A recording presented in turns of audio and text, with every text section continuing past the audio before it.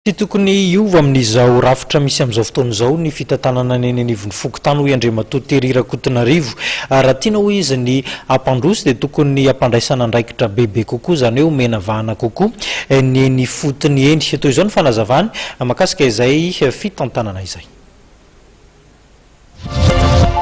Miteraka resabe ankehitriny ny mikasika ny Fokotany eto Madagasikara. Ny fomba tokony ividianana na anendrenan'ny mpitantana ity rafitra iray ity dia efa nampisy resabe teo aloha teo. Ankehitriny indray dia ny mety hamadiana ny Fokotany ho lasa vondrom-bahoaka faritra itsindaram-pahefana ny resaka. Samy manana ny heviny ny olona fa raha ho an'ny administrateur Tery Rakotonarivo dia ny rafitra misy amin'izao fotoan'izao ihany no tena mety amin'ny resaka Fokotany.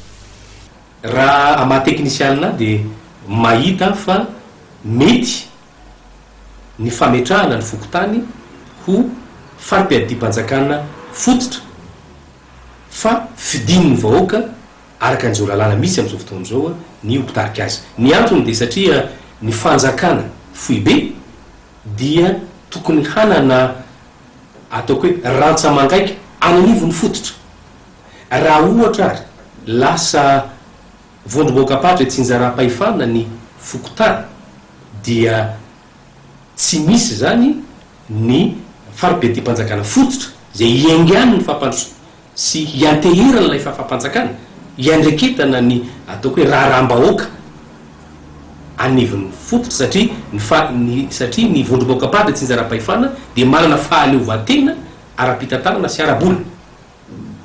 Izany hoe tsy ho voafehy ny fanjakana ary hijanona hatreo amin'ny distrika zany ny farim-piadiam-panjakana.